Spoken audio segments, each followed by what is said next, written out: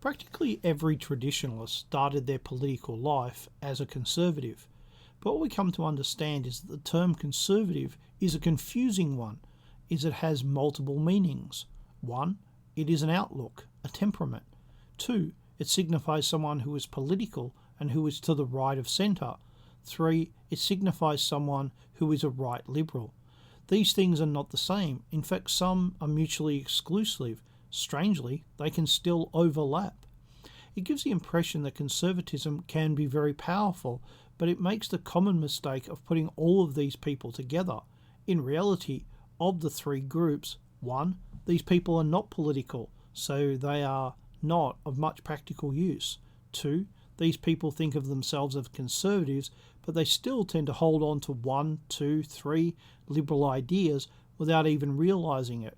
All people are equal, civic nationalism, feminism, etc. 3. These people are full-on liberals who might hold on to a few non-liberal ideas. We might be able to recruit from one, but only if they're prepared to start thinking politically. That doesn't mean we don't need to appeal to them, we do, but not if it costs us. Our aim with them is to move the Overton window so that they can passively support us. We need this group to write letters to the editor, argue at parties, and to talk amongst their friends and in the workplace on our behalf, to normalise our ideas and to make them seem like everyday common sense thinking. Nothing scary or radical at all. We also need this group to make sure we do not become scary or radical. The group we can recruit from are 2. These people can be persuaded through logic and reason. But remember how hard it has been for you and me to reject the programming that we're all subjected to. It is a step-by-step process that people can only move along at the pace that they are comfortable with. By comfortable, I mean the path that causes them the least pain. Once you have reached a certain point, or to put it another way, once you have taken the red pill, then forward is the least painful route. We need to be there to help guide them. Group 3 are our enemies, and we need to never forget that. We can still ally with these people for particular campaigns, and we should, but we should never be surprised that they are not really on our side in the long term. Conservatism has a long history of failing, and it fails for 3 particular reasons.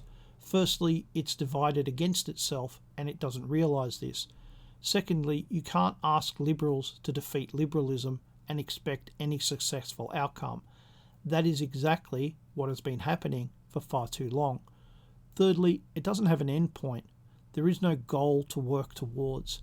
Every other political philosophy has an end point. It is working towards a goal, which means that it has a logical progression that every adherent can follow and work towards. If traditionalism is to have a future, it needs an end goal. It needs to become a logic that everyone who supports it can work towards. Unlike the other political philosophies, it cannot be utopian.